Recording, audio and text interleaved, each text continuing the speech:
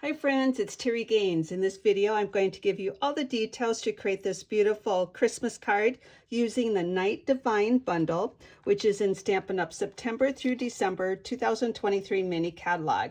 The stamp set and the dies are bundled for a 10% savings, or you can purchase them separately. The stamp set has 6 sentiments. The dies have 8 dies. I used this die and these 2 sentiments for the card. The Designer Series paper is also in the mini catalog. It is the Oh Holy Night Designer Series paper. It is 12 by 12 in size. You receive 2 each of the 12 by 12 double-sided prints. And on one side, you've got the beautiful images here. And then on the other side, you have some fun backgrounds, very versatile. For this card, I used this paper and this paper. You could also use the top sections of these 2 prints also. The cardstock I used is Night of Navy, and I have a free PDF that you can download from my blog that gives you all the measurements. And if you found me via YouTube, it's in the text portion of the video is a direct link to the blog post.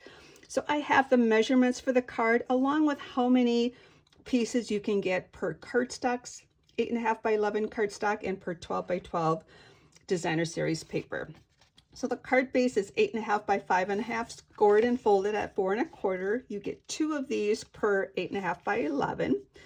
The layer 1, I've used basic white. This is 4 by 5 1/4. You get 4 of these per 8.5 by 11.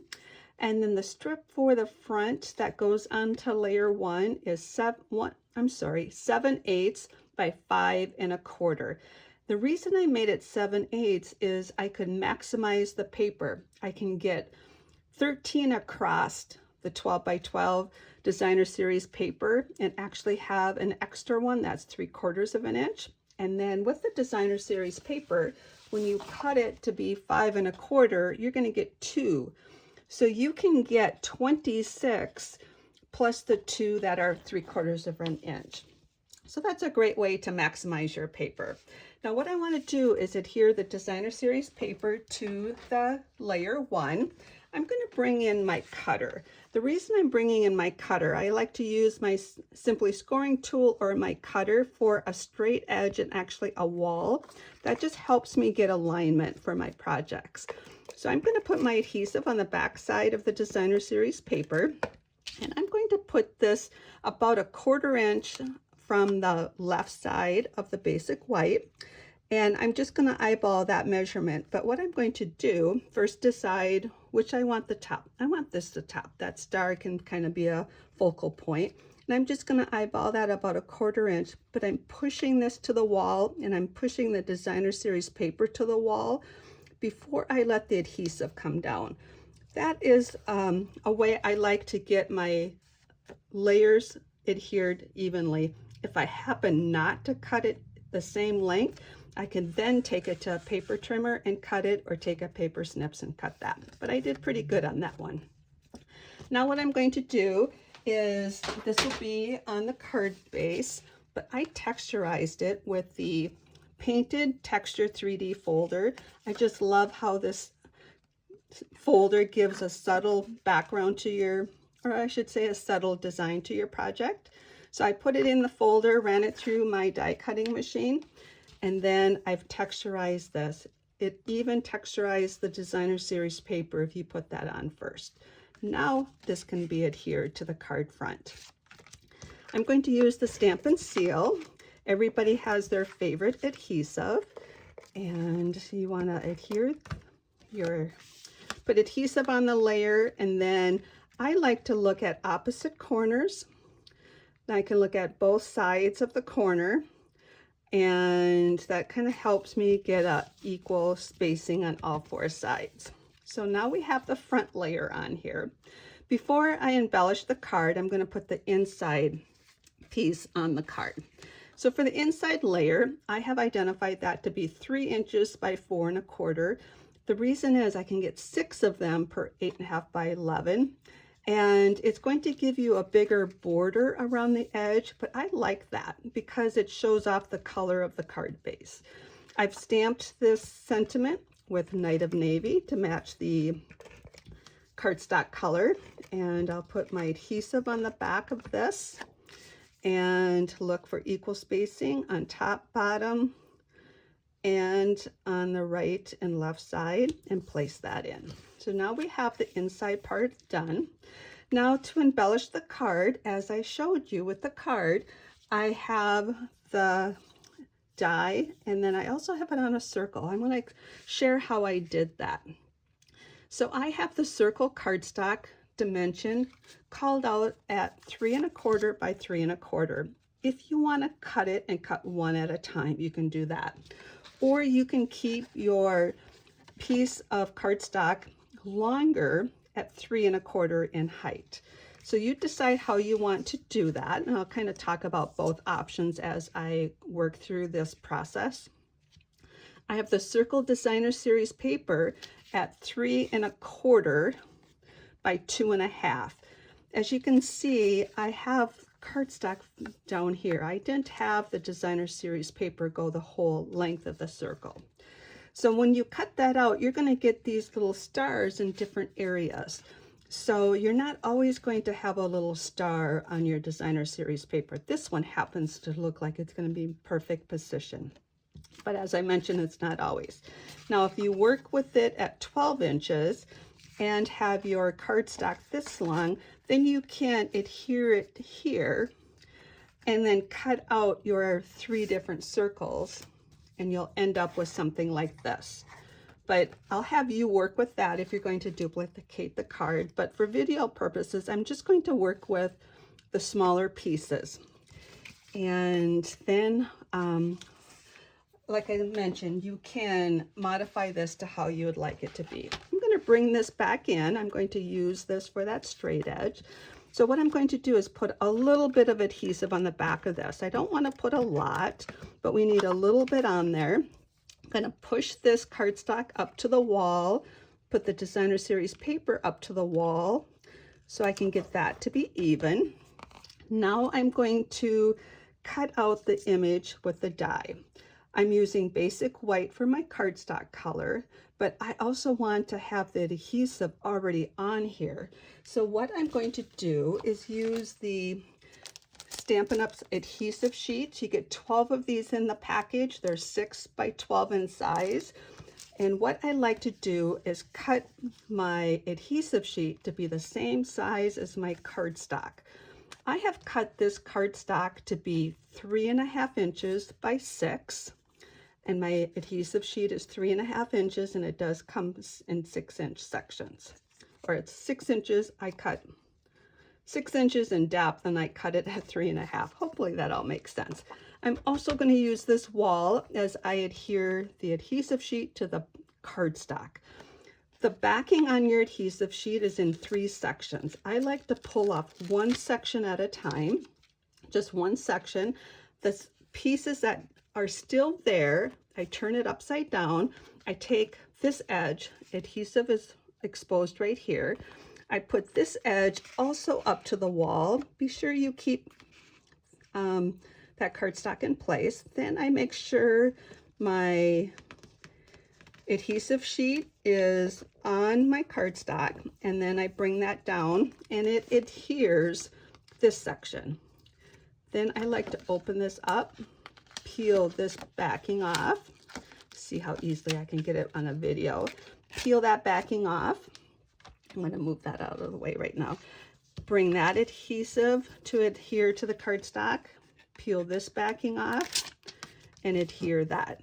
That's how I like to adhere my adhesive sheet, and then just burnish it a little bit.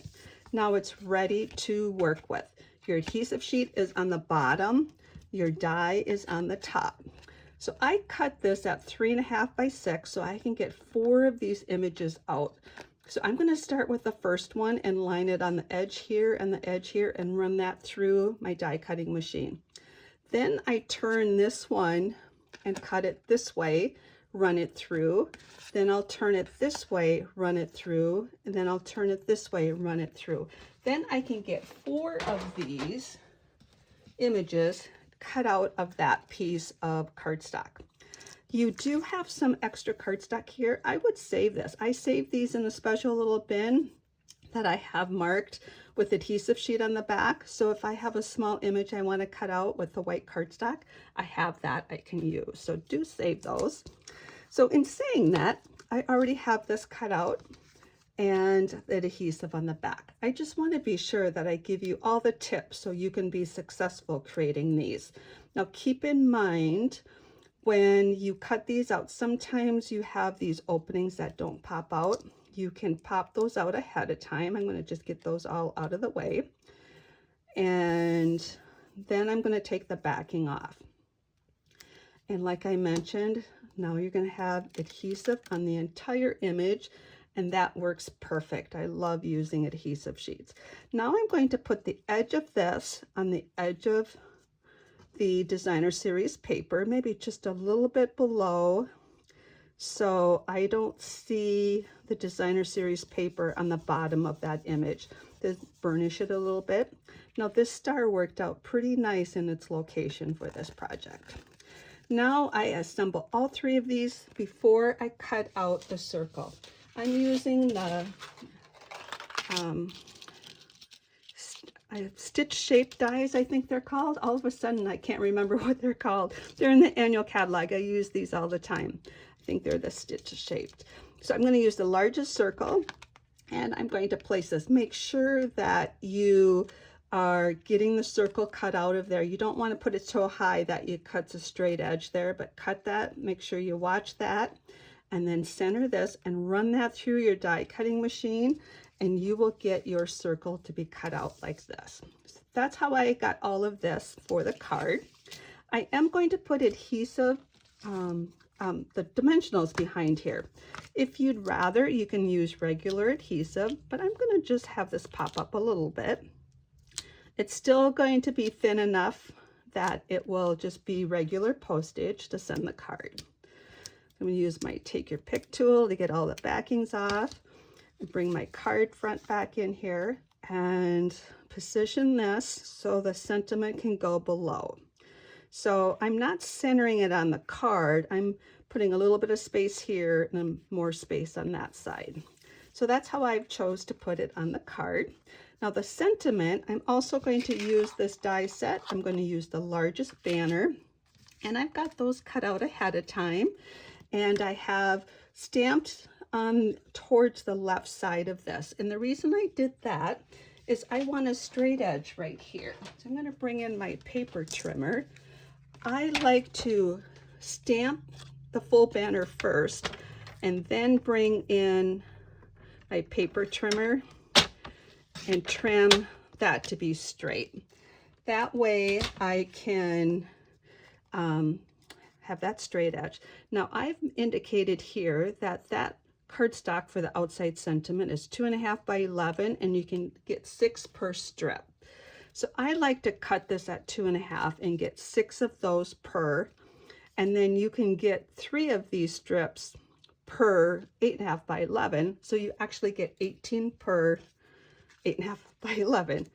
I hope that's not too complicated. I chose to add some extra detail because Christmas cards, we make more than one. We typically make several, and if you're trying to calculate how much cardstock you need to get, how many designer series paper packets you need for your Christmas cards, my goal was to help you with that by adding that extra information. I also put dimensionals on the banner. I'm going to put that across the top, and there you have a beautiful card. Now you can add a basic rhinestone to the star. And if you don't have a starred image on the designer series paper, you can cut one out if you have dies for that. You can just add a rhinestone up here.